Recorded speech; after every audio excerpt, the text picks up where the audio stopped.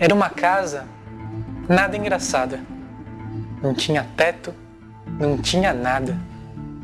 Ninguém podia fazer pipi porque esgoto não tinha ali. Ninguém podia deitar na rede porque na casa não tinha parede. Ninguém devia entrar nela não, porque podia cair o chão. Mas era feita com muita raça, de um povo firme, cheio de graça. E era feito com muita graça, de um povo firme, cheio de raça.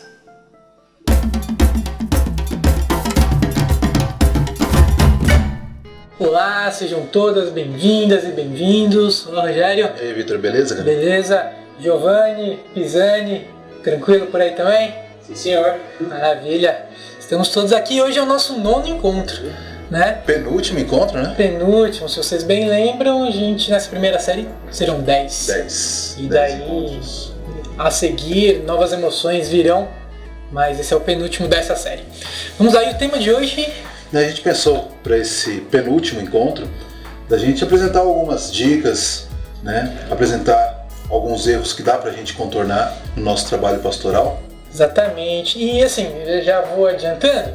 Nesse primeiro momento a gente vai citar esses possíveis problemas que podem acontecer.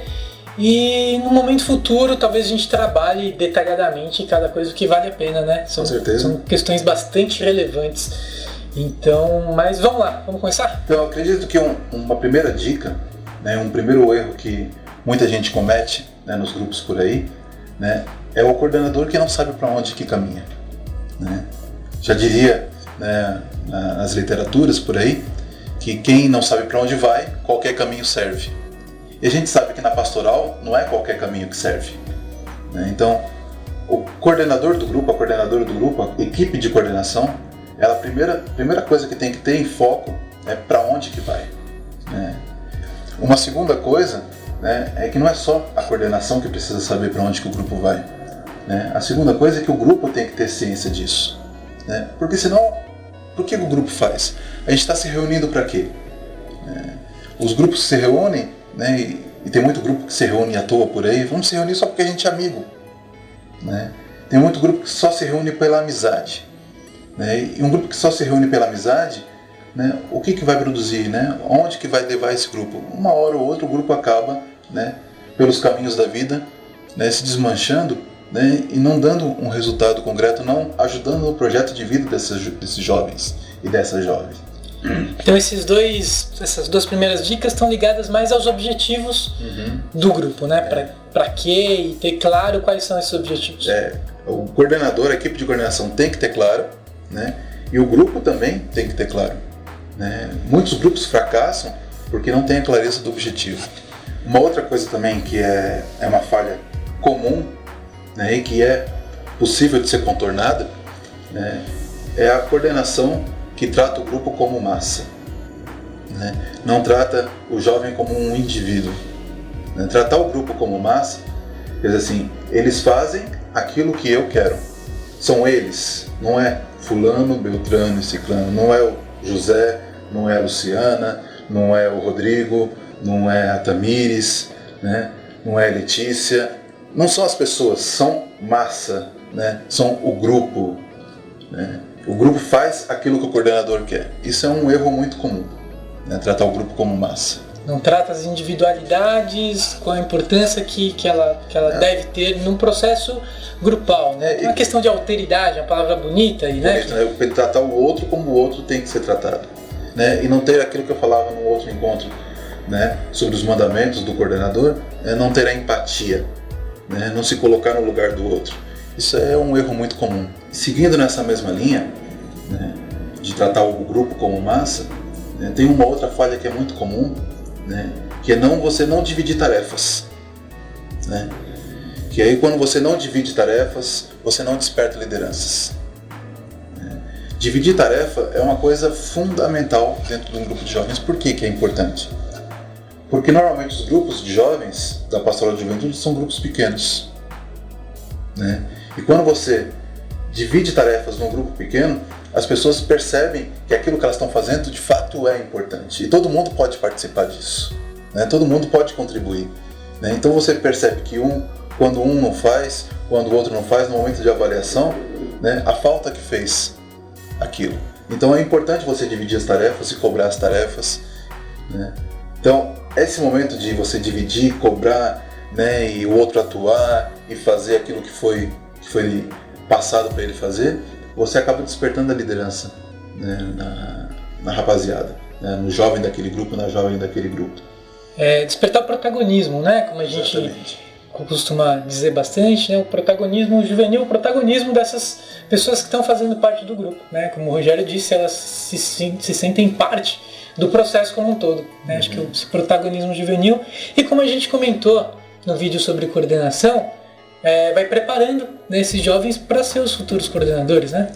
E exatamente esse é o outro erro, né? A coordenação, uma boa coordenação, isso foi uma das primeiras coisas que eu aprendi na Pastoral de Juventude. Um bom coordenador é aquele que prepara o outro para ficar no seu lugar, né? E tem gente que chega no nível de coordenação e acha que ali agora é vitalício. Eu tô aqui em cima, eu batalhei muito para chegar aqui. Agora eu tô mandando aqui, eu sou o rei da cocada, né? Como se diz, né? Então assim, um bom coordenador é aquele que chega e começa a preparar outros jovens, outras boas lideranças para ocupar o seu lugar, né? A juventude não é eterna e a coordenação também não tem que ser eterna. Você preparar outras pessoas para ficar no seu lugar é a regra fundamental dentro da coordenação de um grupo de jovens. Isso dá mais vida para o grupo também, né? Quando você traz a novidade, é bem possível até que nesse começo da nova coordenação tem alguns probleminhas, alguns ajustes vão precisar ser feitos, porque o novo coordenador não vai ter a experiência que o anterior tinha, e cabe ao grupo ter essa paciência também, né? De conversar e ter o devido acompanhamento também. Você não prepara o fulano e joga o fulano lá na fogueira e deixa a coisa... Agora é você. Agora é contigo e eu tô caindo fora, né? Tudo dentro da pastoral é processo, né? Tudo é processo. Então, a passagem de uma coordenação para outra, né, tem que ser processual, né? Você não faz uma ruptura.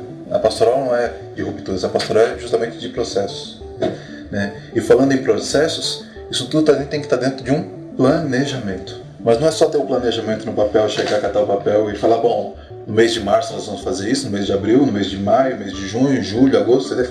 Então o planejamento pronto, pega isso aqui, coloca na gaveta, enfia dentro da Bíblia e nunca mais usa. Mostra pro padre, né? Fizemos lá. O que a gente vai fazer, põe no calendário paroquial. Não, né?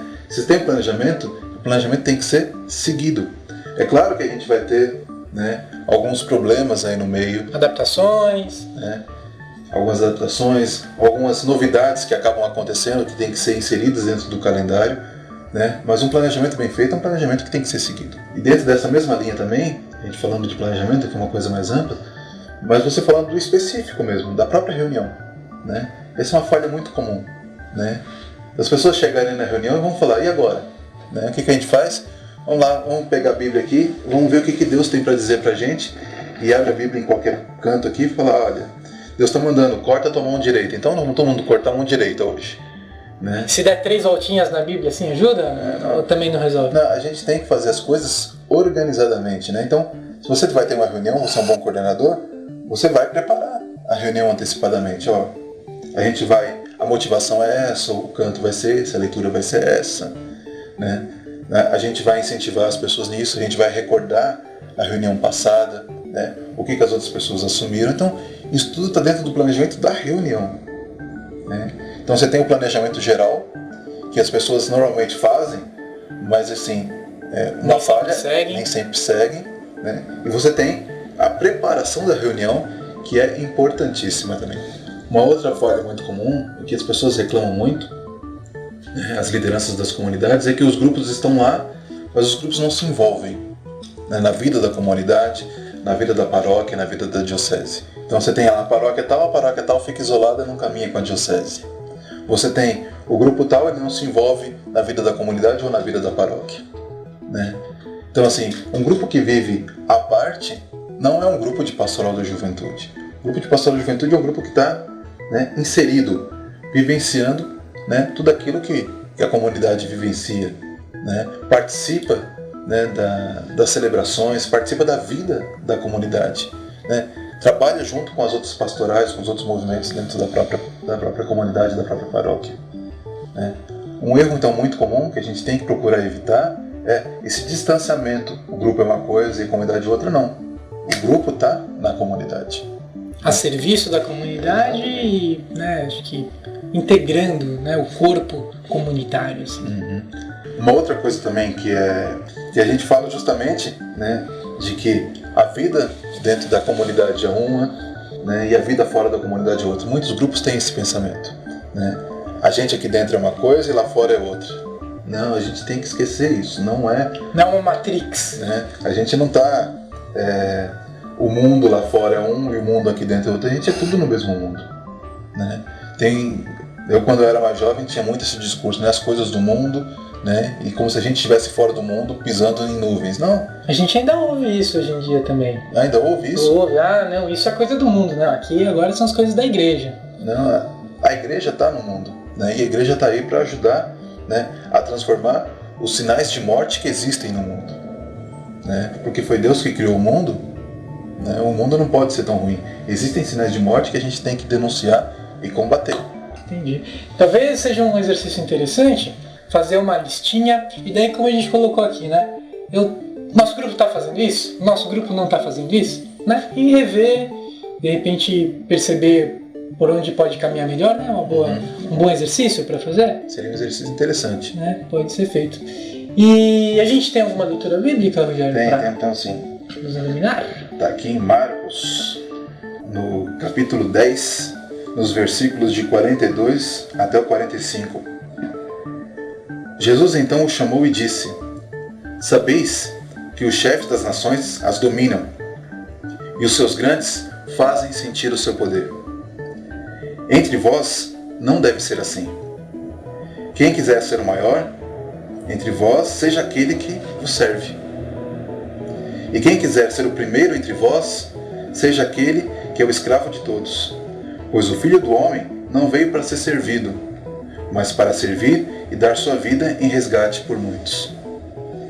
Então acho que aí a gente tem um pouco, né, que engloba um pouco de tudo isso que a gente disse, né, que a gente está aqui é para serviço, né? O testemunho nosso tem que ser de serviço, tem que ser um testemunho coerente com aquilo tudo que Jesus ensinou. E até como diz Santo Inácio, em tudo amar e servir. Gosto bastante dessa citação. Bom, e para quem quiser então aprofundar os estudos, vamos para a nossa dica de pesquisa.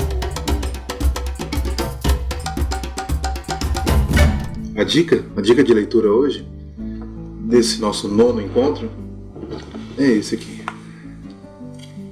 O Somos Igreja Jovem. A gente vai falar das características da pastoral, quem somos nós, nossa identidade, nosso jeito de fazer, os eixos que norteiam os nossos projetos, as nossas ações. É um material bonito e um material rico, né? Vale a pena quem ainda não viu, quem ainda não adquiriu, quem ainda não leu, né, ter contato com esse material. Essa é a dica.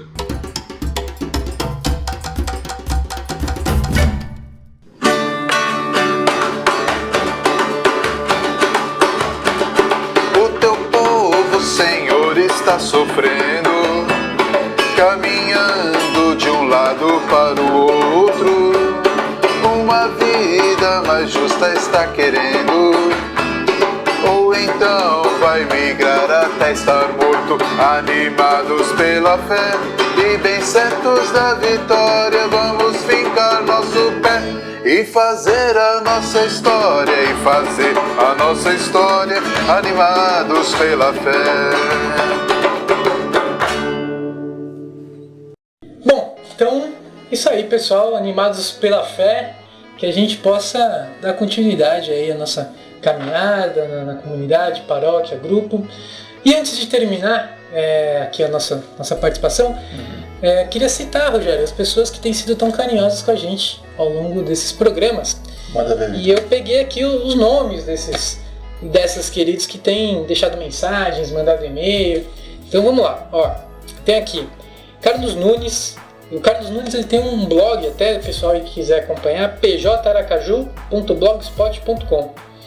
E daí temos também o companheiro Adriano Chalau, Emerson Sbardelotti, Graciele Rodrigues, Mariane Moura, Webert Almeida, Oswaldo Melo, Douglas Ávila, Júlio Nascimento, Mayra Klein, Everton Lopes, Edson Oliveira, Michel Pires, Júlio Nascimento, Paola Rolim e as divas da PJ também, que estão sempre em contato com a gente, Alexander Souza, Cíntia Santos, Railese Soares e a Tati Cleia.